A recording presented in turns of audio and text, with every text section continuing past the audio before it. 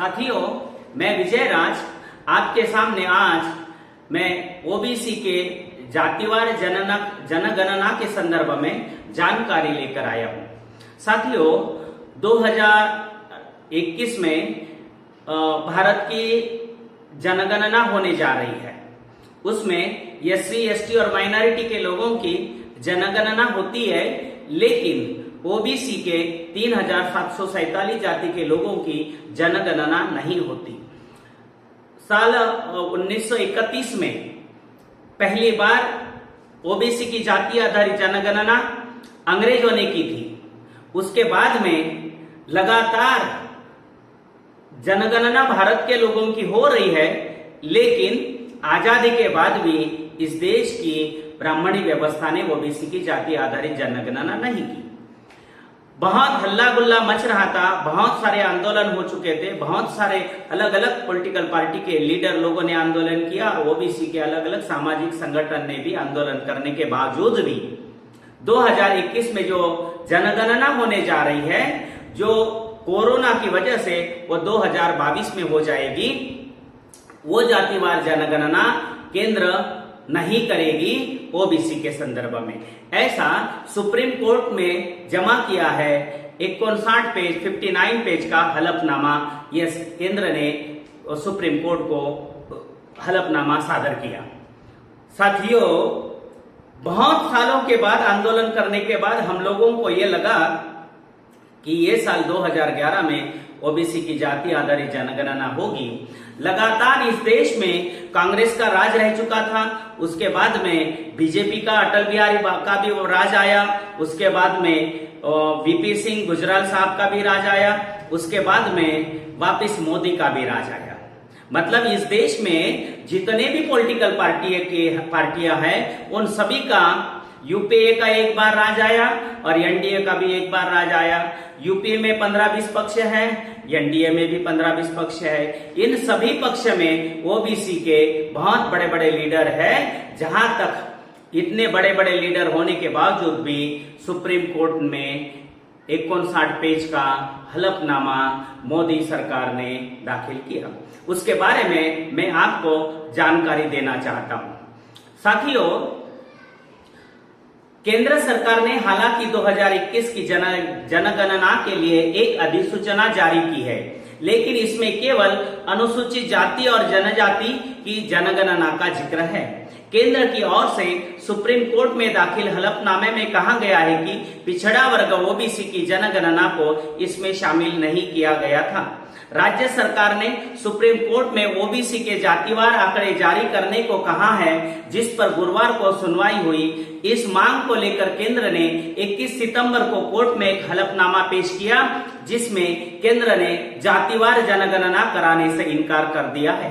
पिछड़ी जातियों की जनगणना प्रशासनिक दृष्टि से बहुत कठिन है। जातिवार जनगणना का पूर्ण और सटीक होना आवश्यक नहीं है, इसीलिए ओबीसी की जनगणना नहीं की जाएगी। केंद्रीय सामाजिक न्याय मंत्रालय के हलफनामे में कहा गया है, जैसा कि केंद्र ने जानबूझकर ओबीसी की स्वतंत्र जनगणना नहीं करने का फैसला किया है। केंद्र सरकार ने अनुरोध किया है कि वित्तीय निरीक्षण करने के लिए कोई दिशा निर्देश ना दिया जाए। केंद्र ने यह मुद्दा भी अनुसूचित जाति और जनजाति की जनगणना कराने का संवैधानिक आधार है और ओबीसी की जनगणना के लिए ऐसा कोई संवैधानिक प्रावधान नहीं है, ऐसा किया गया है। साथियों, इसके संदर्भ में मैं आपको बहुत इंपॉर्टेंट जानकारी देना चाहता हूं। इसमें समस्या क्या है? केंद्र और राज्यों की अलग अलग ओबीसी सूचियां है, जबकि 5 राज्यों में ओबीसी सूची बिल्कुल नहीं है। कुछ राज्यों में अनाथ और बेसहारा बच्चों को ओबीसी में शामिल किया गया है और उनकी सही जाति स्पष्ट नहीं है। अनुसूचित जाति से क्रिश्चियन धर्मांतरित लोगों को ओबीसी में शामिल किया गया है और इन व्यक्तियों ने 2011 के सर्वेक्षण में अनुसूचित जाति और ओबीसी दोनों को दिखाया है। केंद्र की सूची के अनुसार 2472 ओबीसी जातियां हैं, उपजातियां हैं और राज्य सूची के अनुसार संख्या 3150 है। कई जातियों के उच्चारण में समानता के कारण गलतियां हुई है। कई जातियां में उपजाति और जनजाति एक ही है। यह तर्क दिया है कि ऐसे कई कारणों से ओबीसी जनगणना नहीं की जा सकती है। हाईकोर्ट ने ओबीसी की जाति आधारित जनगणना करने के लिए जजमेंट दिया था। उस जजमेंट को घसीटते लेके गए, सुप्रीम कोर्ट में लेके गए और सुप्रीम कोर्ट में केंद्र सरकार ने एक हलफनामा दाखिल किया कि पिछड़ी जातियों की जनगणना प्रशासनिक दृष्टि से बहुत कठिन है। जातिवार जनगणना का पूर्ण और सटीक होना आवश्यक नहीं है, इसलिए ओबीसी की जनगणना नहीं की जाएगी। ये हलफनामा केंद्र सरकार ने सुप्रीम कोर्ट को दिया था। साथियों, ये हलफनामा आज भी सुप्रीम कोर्ट ने 59 पेज में सामाजिक न्याय मंत्रालय ने सुप्रीम कोर्ट को सादर किया और उसी को लेकर आज भी सुप्रीम कोर्ट भविष्य में ओबीसी की जाति आधारित जनगणना नहीं करेगी। अब इसमें दो बातें मैं आपको बताना चाहता हूं। सामाजिक न्याय मंत्रालय कौन है? रामदास आठवले जी है, जो शाहू फुले अम्बेडकर की विचारधारा के अपने आप को माने जाते हैं या बोलते हैं। दूसरी ओबीसी, इस देश का पंत प्रधान जी, वो भी मोदी जी साहब, वो भी ओबीसी है। वो सब लोग बोलते हैं ओबीसी, लेकिन मैं ये कहना चाहता हूं, उस बात में स्पष्ट करना चाहता हूं, मोदी जी ओबीसी ओरिजिनल में नहीं है।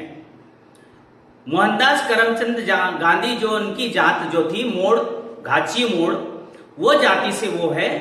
मोदी जी भी वही जाति से है। ये जाति या गुजरात में कुछ एक जगह पाई जाती है जिनकी संख्या बहुत कम है।